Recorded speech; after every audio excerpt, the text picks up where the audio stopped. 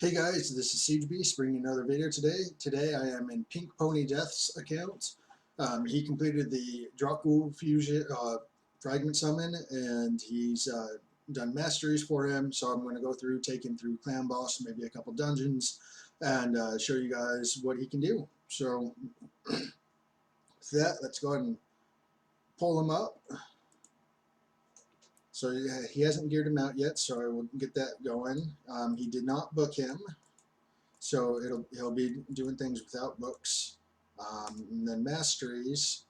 So for masteries, I will probably just do one set of masteries. That way he can have his free reset to do whatever he wants after that. So there's that. Again, if you're going for more survivability, you'll want the support tree. You want the extra HP. Increase the value of shields. Actually, I'd probably go with the increase the value of heals because it's going to net you the same amount either way. The shields will be nice because you can go past whatever your full HP would be, whereas heals only heal you up to your full HP. So in some instances, the shields will be better for you, but I think having the extra heals will be better because it'll keep those shields smaller so that they're breaking more often. And then unless you're in a speed tuned team, you'll want this one so that whenever a buff expires or is removed, he has a chance to gain turn meter just so that he's coming around faster. And then you'll want Healing Savior. It increases the value of the heals and shields if they're under 40% HP. Cycle of Magic just to get that RNG chance to reduce his cooldowns. And then you can either go with Merciful Aid so that they get bigger heals and shields if they're stunned or frozen. Or you can go Lore Steel for the extra speed or extra HP or whatever you're getting out of his artifact sets. And then I would go with Lasting Gifts. So, because you got Cycle of Magic, so you can get Lasting Gifts. And then and then probably something extra over here. And then I would probably cap it out with either this one, so you get all of your other allies are taking less damage, and then he's taking that damage instead, or the extra defense.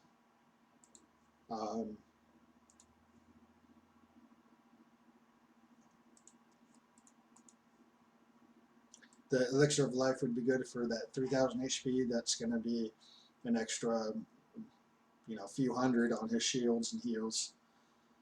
Or Time of the Intervention. This one would be nice too.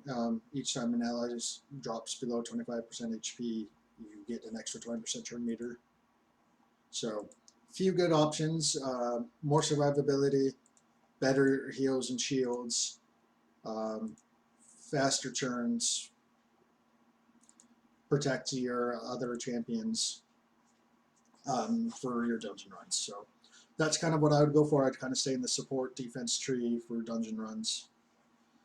So there's that. Let's go and throw some artifacts and stuff on him real quick. So total stats, we got 39,000 HP, 1,500 attack, 2,400 defense, 177 speed, 71% crit rate, 67% crit damage.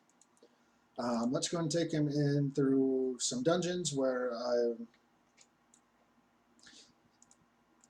let's see here. Where is he at in Dragons right now? Let's go and drop Sepulcher and add in Drakgul, and we'll see how this goes.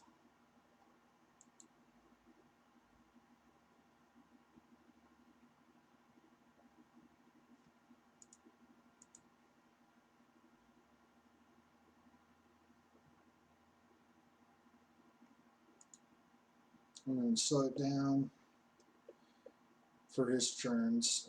I'm just going to see what goes on. So he pops the shield, speed up through some of this, slow it down.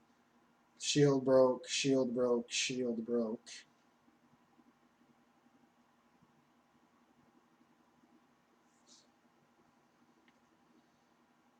So his runs are normally done by now. And we're just getting to the dragon.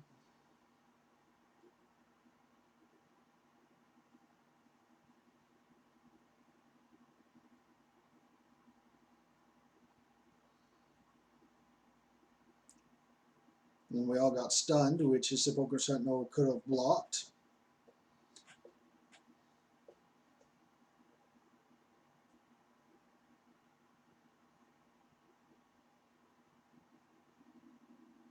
And we got Rosin with defense and weaken up. And our Heart Seekers are coming in before he does his secret skill. So we're going to miss that extra damage on the next time through.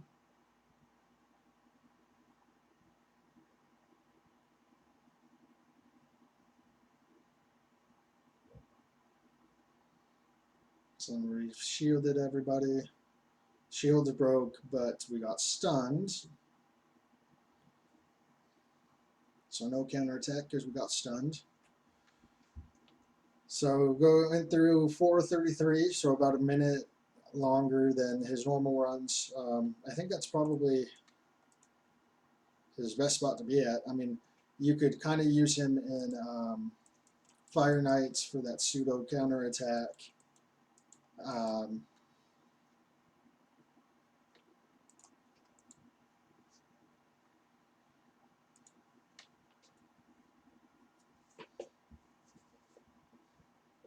Because you know, the boss comes through, does his AoE, and then when he readies his shield again. And if you don't break the shield, then it's a double hit. Makes it even more likely to break the shield. So in here, where you're wanting his shield to be broken on the counterattack, you'll want the smaller shield so that you know, the boss is more likely to break it when when it's up. So we might have the right masteries for that, just to keep that down. You can still go into the support tree and keep your shields down. You just have to grab the accuracies instead of the HPs and the increased heals and the increased shields. Although you can grab the heal to the increased heal and then go through and pick up you can skip the increased heals and shields for 40% or less and dodge all of that to still get the lasting gifts so that you can increase the shield length on some of your allies. So first wave done at 120.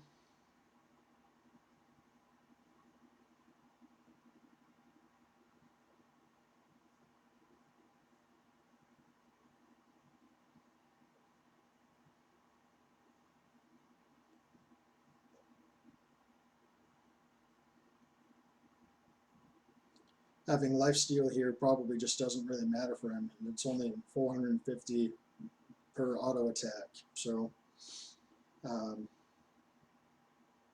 we could definitely put him in some better sets, either HP so that he can have those bigger shields, or defense sets to increase, so he's taking less damage. Put him in Stalwart so he takes less damage from AoE. Put him in a Relentless set so that he cycles through his skills faster. That's probably the best bet.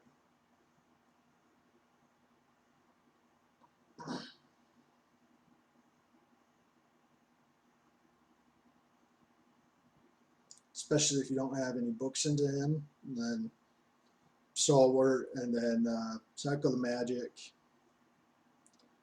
And then you probably go through and go with the taking 5% damage from your teammates onto yourself, just to increase the survivability of the rest of your team. You can do a Relentless set, and then a one piece immoral set, so that you get that 3% regen at the start of each of your turns.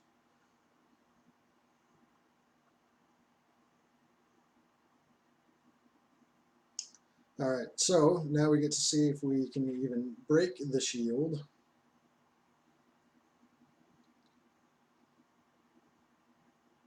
So we can break it without having our shield up for the counter attack. Now we have to get Allure and Coldheart back up. And they missed out on the shield, so they're not going to be able to counterattack here. And because we didn't break the shield, they just died again.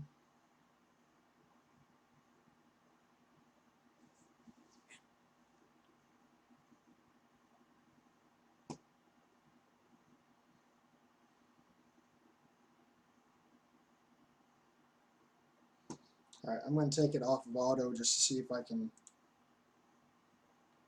try and finish this up for him, at least beat the level for him. So pulling everybody up. We don't get the shield, but we get the increased attack, increased defense. And then we're coming through and dying again.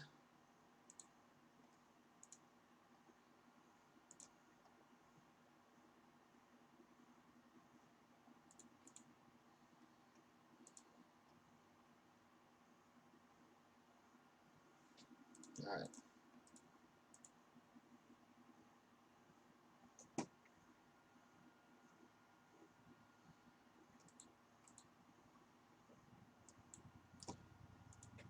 So, probably not an auto champion with such high cooldowns. But I think if we got his cooldowns reduced, at least in his shield skill, then he might have been able to auto through that. There was a turn where everybody was revived and he got to go right before the boss went with the boss AoE, and he could have if he could have shielded, then Allure and Coldheart would have survived, got the counter attack, which would have been 7 hits on the shield right off the bat. So definitely something that he can do, but he needs a lot more investment than other champions do for that. So that is him. Let's go ahead and try and do an ice golem with him since we got the time here. So he's got Rosin, resist, Ceres for the decrease defense, decrease attack, Skull Crusher for counter attacks. Just going to do this.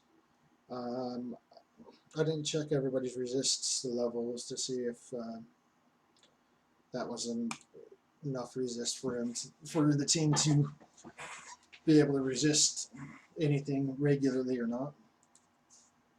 So we're going to go for the extra HP lead instead.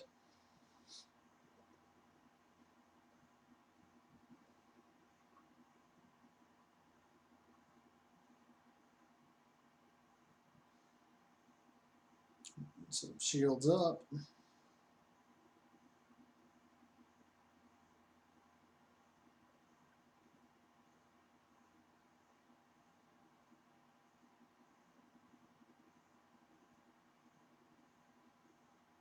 No counterattacks, so that shield must have fallen off on its own off of Coldheart.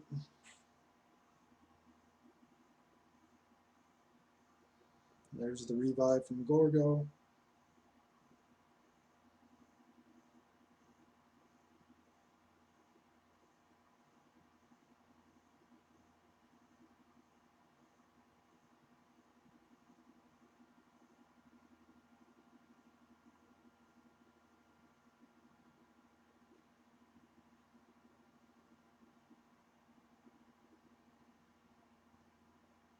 All right, through the first wave after a minute.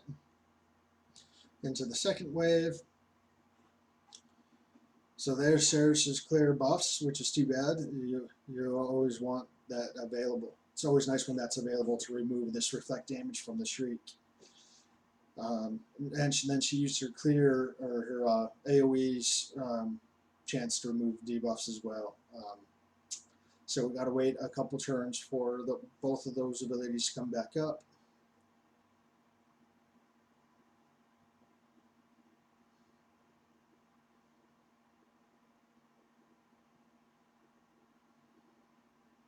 So she cleared out one of the reflect damages with that. And then there goes the rest of them.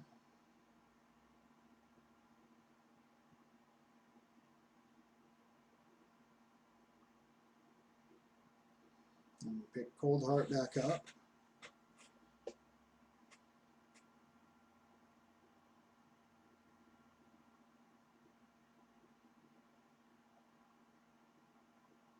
Cold Heart drops again.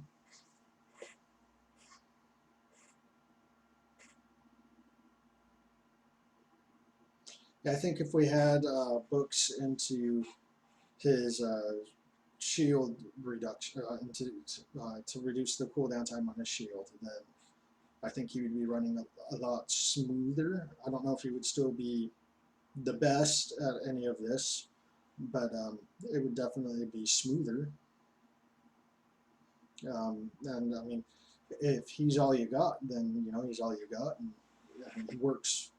I think he would work fine in this role, but easily replaceable when you get better people.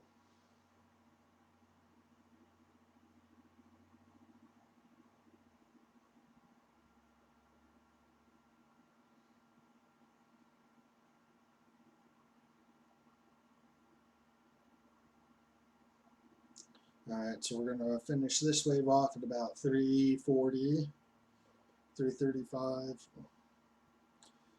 Boss wave.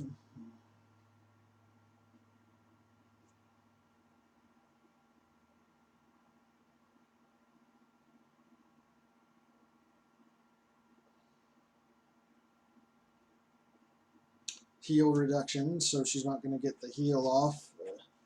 Ooh, but she died, and then came back up right before the shield. So she's got her shield up. She'll be able to counterattack when that shield breaks.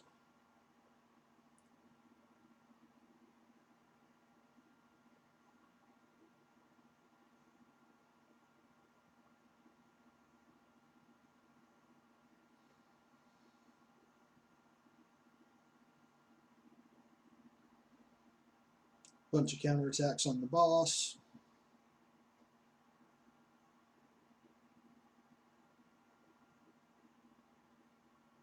See, and Skullcrusher would be doing better here because his counterattacks would be more reliable to happen against the boss. That'll also happen against the minions when the minions go, and it'll be up more often than the shield is. It's both a shorter cooldown and it's a 2 turns of counterattack, unless he's got the chance to increase it with lasting gifts. Then it could be up to a 3 turns counterattack instead of the 1 turn that the shield breaks.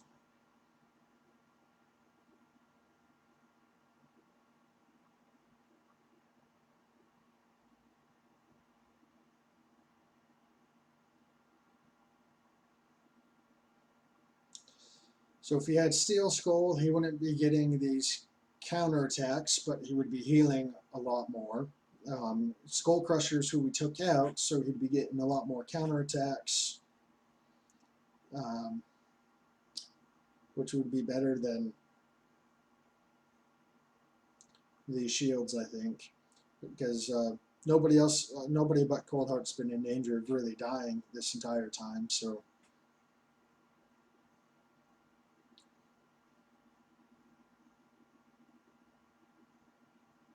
Although I guess maybe Ceres would have died without these heals. Oh, Ceres would be really cool if they changed the passive on Drakgul to work with all shields instead of just the shields that he casts. Because then Ceres would be able to counterattack every time her passive shield broke. She'd get healed each time her passive shield expired.